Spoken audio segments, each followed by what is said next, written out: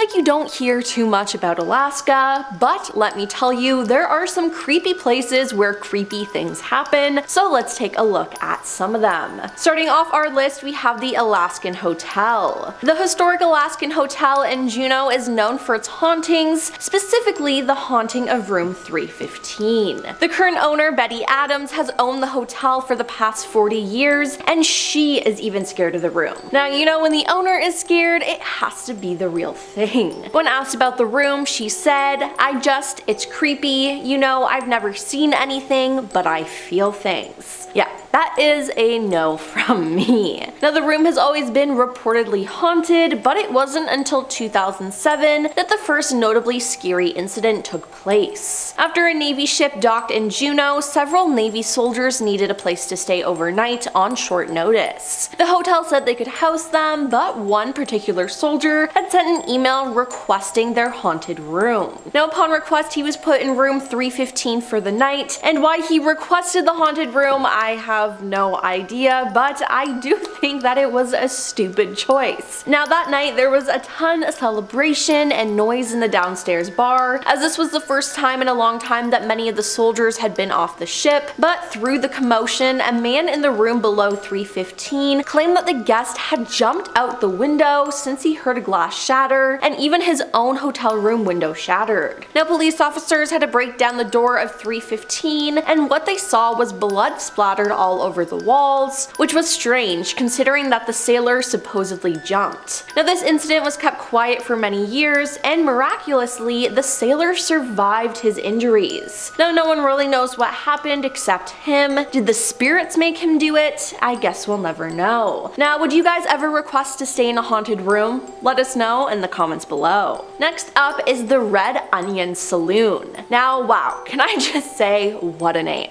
Now, the Red Onion Saloon was opened in 1898, and today it also doubles as a brothel museum. During the height of the gold rush, the saloon formed a dark history though. Working girls were subjected to sickness, disease, unwanted pregnancy, and potentially death. However, many of them needed that career to live, and the only way out was through marriage. Now, one particular brothel worker who is said to still haunt the Red Onion is named Lydia, a resentful spirit who was wronged during her time as a working girl. Some say she ended her own life after catching a disease from one of the men she attended to, and today she is said to play tricks on men who go into the saloon while being kind to any woman who enters, often caressing her hair. Now, honestly, good for her. Lydia also wore very heavy perfume that was a floral scent, and sometimes current patrons can smell her perfume lingering in the air. Now we have the 4th Avenue Theatre. The 4th Avenue Theatre was completed in 1947 following the end of World War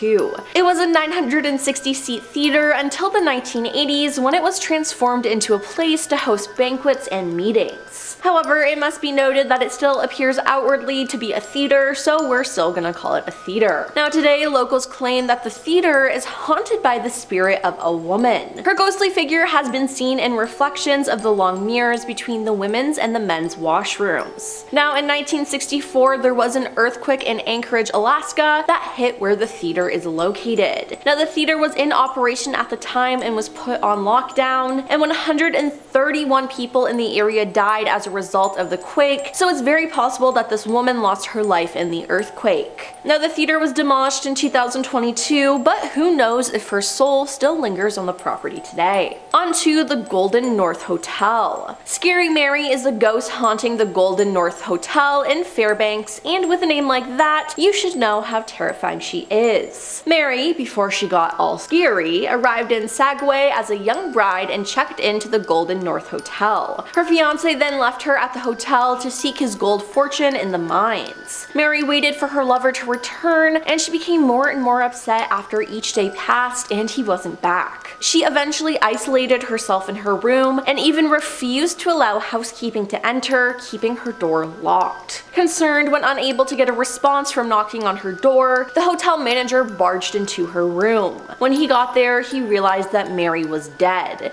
It appeared that she put on her wedding dress and waited for her death. Now that is just sad. Now why would people give her the nickname Scary Mary though? She was just sad. Now soon after her death, Mary appeared throughout the hotel wearing the never used wedding gown. Today, her spirit continues to wait on her lost lover and peers out different hotel windows, searching the streets below. She's also been caught staring at people while they sleep. And yeah, just cause you're sad, Mary, doesn't mean you can be creepy like that. Then there's Snow City Cafe. Snow City Cafe looks like any other cafe, but this place has something unique, its own ghost. A woman named Muriel lost her life on September 30th, 1976 outside of her office building where the cafe now stands. She was leaving work like any other day, but when she stepped into her car, it exploded. Her ex-husband had wired her car with a bomb while she was at work, and the explosion resulted in her untimely death. Now today, Muriel's ghost haunts the cafe in the late evening hours. She is known by the employees to turn the water faucets on and off in the various sinks. Thankfully though, she is a pretty playful spirit who just wants to make her presence known. Now let's talk about West High School Auditorium. West High School is a normal place, well, except for their auditorium, that is. Their auditorium has a very well-known ghostly presence. She's said to be a lady in white who only haunts the auditorium, no other room in the high school. She's been seen by students, teachers, and visitors for decades now. Occasionally, she can be seen standing quietly amid the dark seats, almost out of eyeshot. Other times, she has been spotted running through corridors and haunting backstage. Now to this day, no one knows who the spirit is, but all I gotta say is I would not want to perform on that stage with her there. Moving on to the Buckner Building. Okay, so some backstory on this place. The Buckner Building once functioned as a bunker to protect troops during World War II. It held the title as the largest building in Alaska for many years, as it was 275,000 square feet and intended to house potentially thousands of soldiers. However, in 1966, the military left, and the large structure was virtually abandoned. Now to this day, no one has done a single thing with it, and no one is actually allowed to go into the deteriorating building. Yet those who were able to visit the building prior to that rule claim that it is haunted, which I gotta say,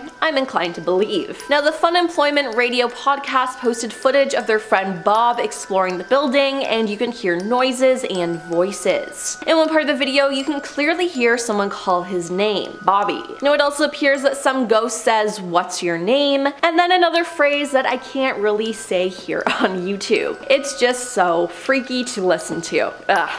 On to Wendy Williamson Auditorium.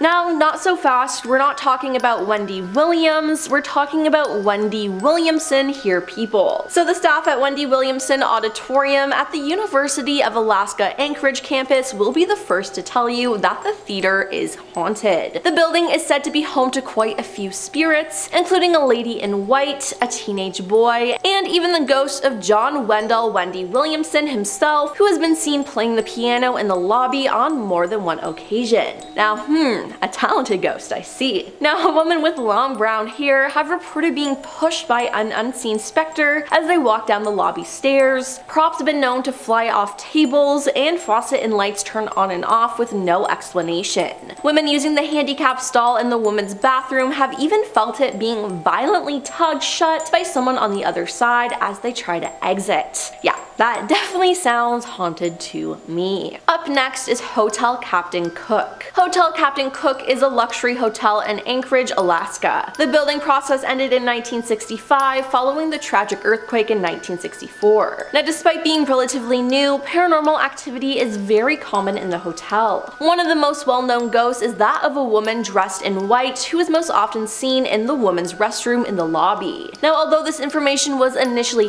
hidden from the public, it was later later discovered that in 1972, a young female in the hotel ended her life in that very bathroom. Safe to say, the ghost is most likely her. Now, she isn't a negative spirit though, which is good. It seems like she just likes playing pranks, including flickering the lights on and off, to banging the stall doors as hard as she can. Now, many guests who have witnessed this have been so scared that they've told management about it, and to try to put an end to it, they've bolted that stall door shut, though it's unknown if the ghost is now trapped in there or what, but personally, I don't want to find out.